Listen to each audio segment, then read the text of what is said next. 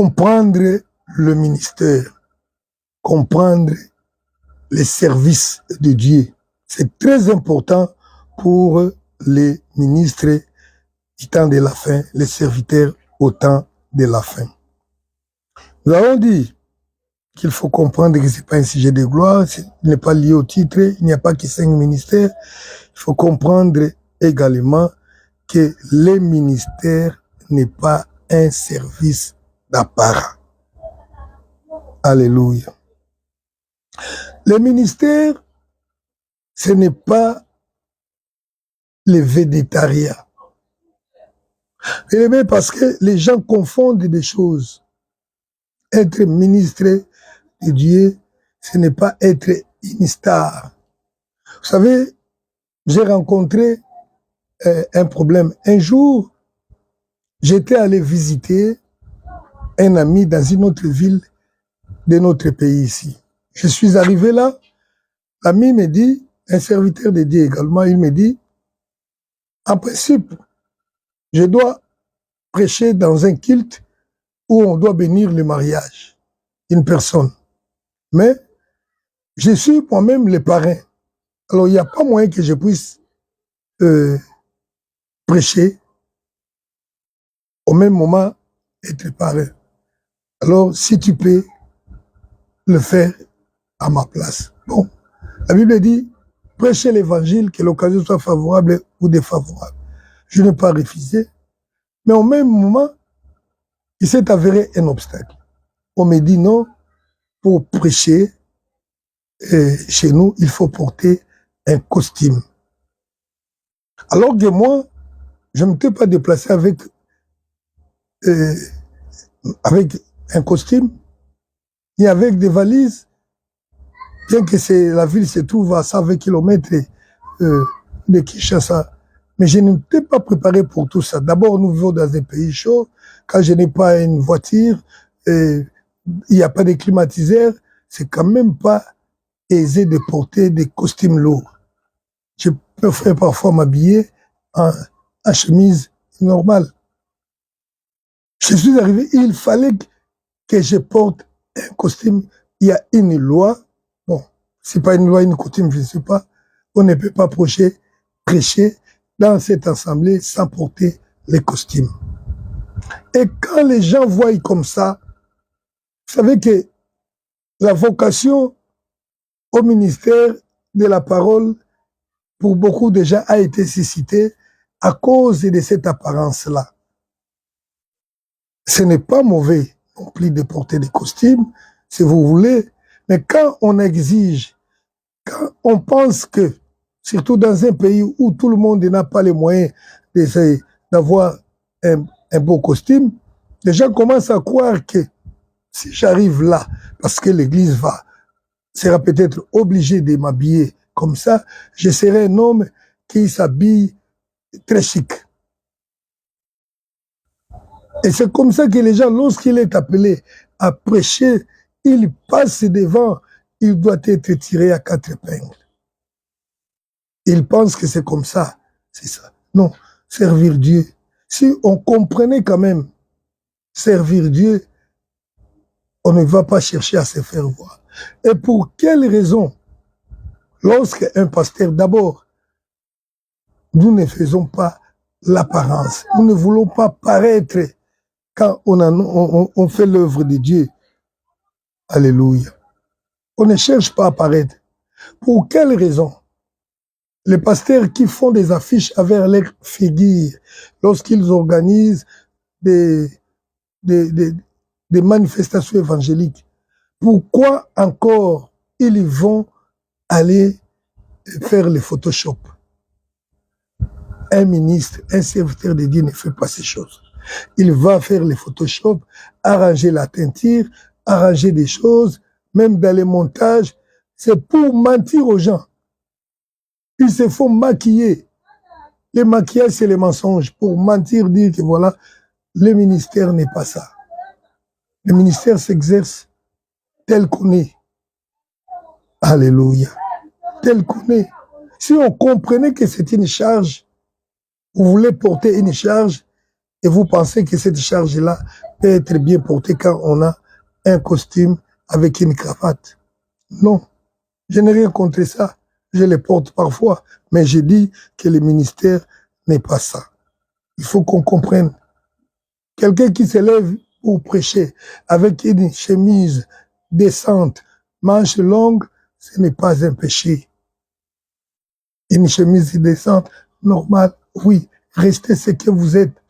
Le ministère n'est pas un appareil, une occasion de se faire voir, de manifester sa beauté, la beauté même de sa maison. C'est l'erreur que beaucoup font. Ils présentent leurs églises, ils pensent imiter la beauté du ciel. Mais non, ça n'est pas comprendre dans quelles conditions le ministère doit être accompli. Vous distrayez les gens avec des lumières sophistiquées comme si on se retrouvait dans une boîte de nuit et croyant créer une atmosphère céleste. En réalité, c'est une atmosphère infernale parce que tu ne peux pas recopier les choses des cieux sur la terre et les mettre là où on doit adorer. Ça aussi, c'est autre chose. Alléluia. Comprendre le ministère. Le ministère BNP ne peut jamais être un sujet de blâme. Il faut que les serviteurs mettent ça dans la tête. 2 Corinthiens, chapitre 2, verset 6, 2 Corinthiens, plutôt chapitre 6, verset 1 et 3. 2 Corinthiens, chapitre 6, verset 1 et 3. Puisque nous travaillons avec Dieu, nous vous exhortons à ne pas recevoir la grâce de Dieu en vain. Je voudrais d'abord que les ministres comprennent qu'on travaille avec Dieu. Il est avec nous. Nous sommes co-ouvriers avec lui dans ses services. C'est important. Alléluia. Verset 3. Nous ne voulons scandaliser personne en quoi que ce soit, afin que le ministère ne soit pas un objet de blâme. Un ministère, le service de Dieu ne peut pas être un objet de blâme. C'est-à-dire que dans la conduite, dans l'exercice du ministère, il faut veiller à ce que rien ne soit blâmé. Alléluia. Si un ministre, un serviteur de Dieu veut s'habiller, il s'habille non pas de manière extravagante. Il doit s'habiller de la manière où on ne peut pas les reprocher, soit d'extravagance, soit aussi de minable.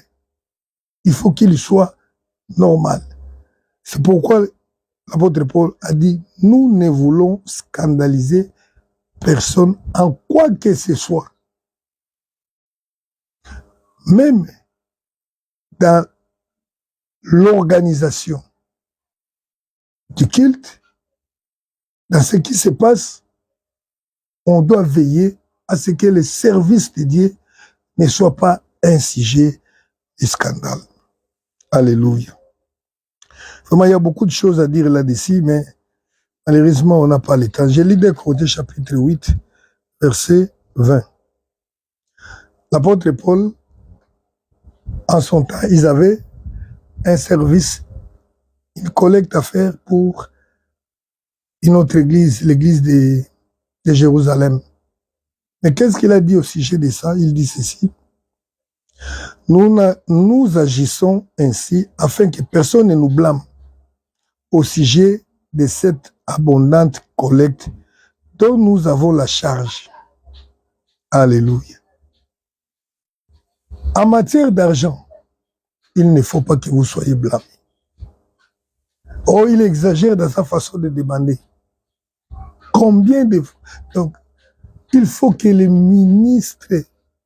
ministères soient organisés de sorte que, même à ce qui concerne la gestion d'argent, qu'il n'y ait pas de blâme. C'est ce que l'apôtre Paul était en train de dire ici. Nous ne voulons pas qu'on nous blâme. Regardez parfois de la manière dont l'argent est demandé dans des églises. Ça laisse à croire que le seul objet pour lequel on est réunis, c'est pour demander de l'argent. Les gens n'ont pas honte parfois d'étaler 5 paniers, 6, 7, 10 paniers pour récolter de l'argent. Qu'est-ce qui manque que vous preniez tout l'argent dans un seul panier et à la fin, vous puissiez répartir ça, pourcentage, ça pour ça, ça pour ça. Au lieu de scandaliser les gens qui doivent être malmenés pour donner. Les bien-aimés, ce chapitre est tellement grand que je ne peux pas tout dire. Mais il a dit ceci, que le ministère ne peut pas être un sujet de blâme. Vous savez, lorsqu'on donne aux ennemis de Dieu l'occasion de se moquer de Dieu, ça attire des problèmes sérieux dans la vie.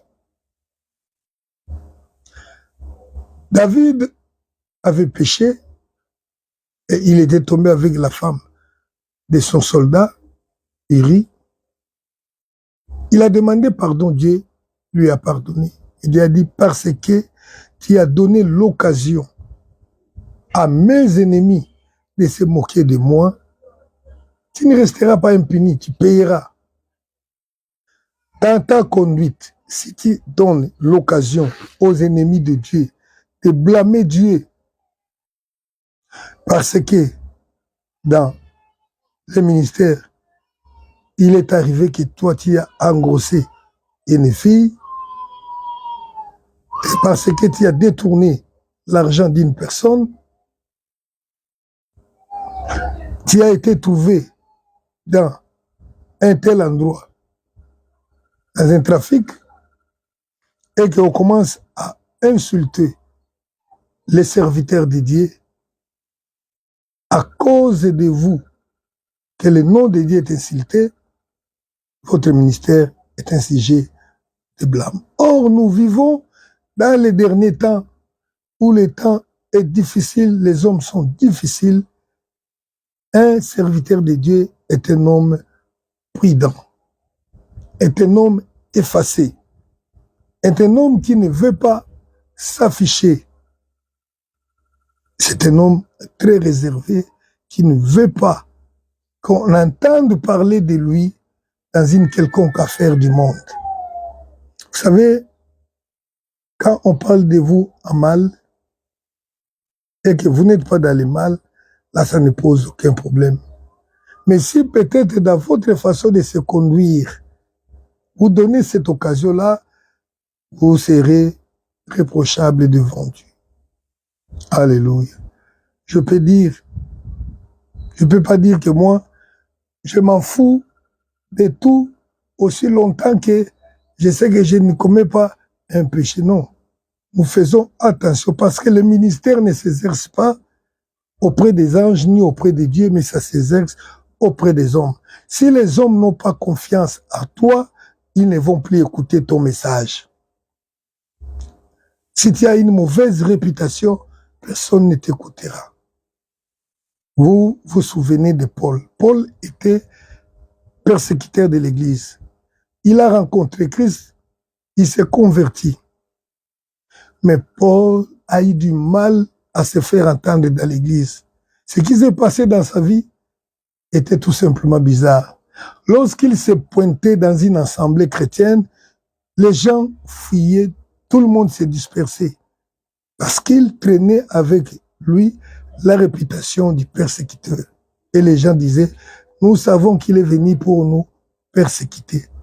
Et si Paul est entré dans le ministère, il a travaillé comme on le connaît aujourd'hui, c'est parce que Barnabas a convaincu l'église d'Antioche. C'est Barnabas qui a convaincu l'église que non, je le connais, il est déjà converti, il est le nôtre, pour qu'on lui laisse le temps de l'écouter. Le ministère ne peut jamais être un sujet de blâme, Sinon, c'est bloqué. Tu es bloqué. Alléluia. Si les gens refusent de t'écouter, alors que tu es dans la vérité, malheureusement, c'est toi-même qui te constitue obstacle au ministère. Nous vivons avec beaucoup de précautions. On ne se mêle pas à dire n'importe quoi, au risque de se faire blâmer. Je ne peux pas, par exemple, comme je suis là, je prends une sœur, je sais que là, c'est un hôtel, nous sortons dans un hôtel, non, nous étions en réunion. Même si nous étions en réunion, vous sortez la réunion, vous l'avez tenue dans une chambre d'hôtel et que vous n'avez rien fait là-bas, non, les gens vont commencer à dire quoi? Vous leur donnez l'occasion de se moquer de Dieu. Comprendre le ministère. Si on comprend cela, on va bien s'engager dans le ministère. Le ministère n'est pas assis dans le mensonge ou dans l'erreur. Aucun ministère ne peut s'élever sur un mensonge ou bien ne peut se tenir sur un mensonge. Vous savez, aujourd'hui, nous avons des gens qui font des témoignages pour le Seigneur. Mais malheureusement, quand vous suivez dans leurs témoignages ou bien quand ils parlent, ils essayent d'ajouter quelque chose que Dieu n'a pas fait pour essayer un peu de manifester la gloire de Dieu. On ne peut jamais aider Dieu. Si Dieu n'a rien fait, ne jamais lui attribuer un quelconque fait. Il faut laisser Dieu lui-même se glorifier dans ce qu'il a fait. Aucun ministère, aucun service de Dieu ne peut être basé sur les mensonges. On ne peut pas mentir pour faire quelque chose au nom de Dieu. Alléluia. La Bible dit, aucune vérité ne provient du mensonge, et le Christ est le mensonge. Je disais que le ministère ne peut pas être construit sur l'erreur. 1 Thessaloniciens, chapitre 2, verset 3. 1 Thessaloniciens,